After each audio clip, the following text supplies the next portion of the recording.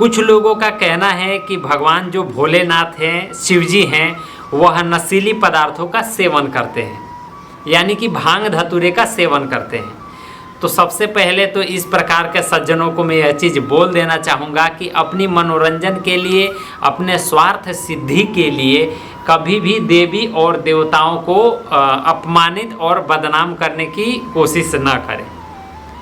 जब समुद्र मंथन हुआ था तो वहाँ से हलाहल जहर पहले निकला था। जन के कल्याण के लिए, प्राणियों के कल्याण और जगत के कल्याण के लिए जो शिवजी हैं उस जहर को अपने कंठ में धारण कर लेते हैं।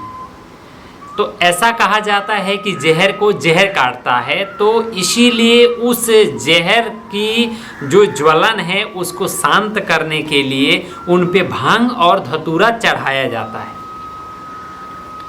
और उनके गले में जो है आप एक देखते होंगे कि सांप लिपटे हुए हैं, वह भी उस जहर की ज्वलन को कम करने के लिए ही वहाँ उस स्थान पे विराजित हैं।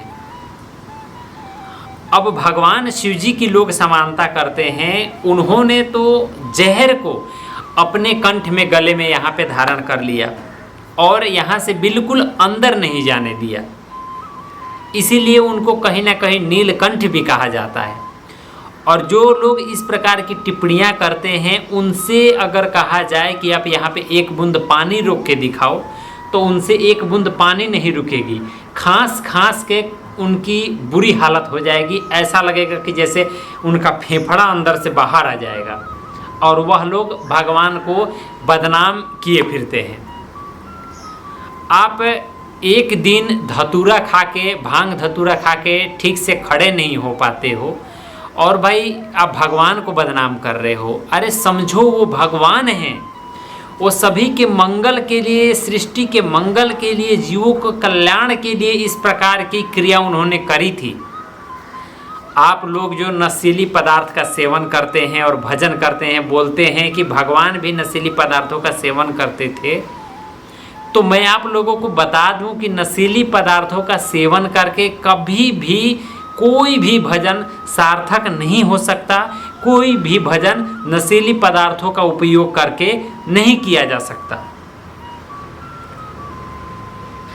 आप भगवान की समानता करते हो, आप बोलते हो कि भगवान भांग धतूरे खाते हैं, ठीक है, समानता आपको करनी चाहिए, बिल्कुल करनी चाहिए, क्योंकि वो भगवान है। उनकी समानता तो सभी जन को करनी चाहिए और उनके दिए हुए मार्ग पे सभी को चलना चाहिए। लेकिन मैं आप लोगों को ये बताऊंगा कि उन्होंने सृष्टि के कल्याण के लिए अनेकों प्रकार की लीलाएं की और अनेकों प्रकार के उन्होंने क्रियाएं की जन के कल्याण के लिए। तो हम सबों को भी यह चीज़ चाहिए कि जन के कल्याण के लिए हम सभी को भगवान से प्रेरणा लेकर के और जन का कल्याण करना चाहिए, अपनी जन्मभूमि का कल्याण करना चाहिए और हम जिस समाज में हैं उस समाज का भी कल्याण करना चाहिए। मैं कभी भी यह चीज़ नहीं कहना चाहूँगा कि जो है नशीली पदार्थों का सेवन करके आप और भगवान शिव जी का पूजन पाठ कीजिए और उनका आराधना कीजिए। राधे राधे।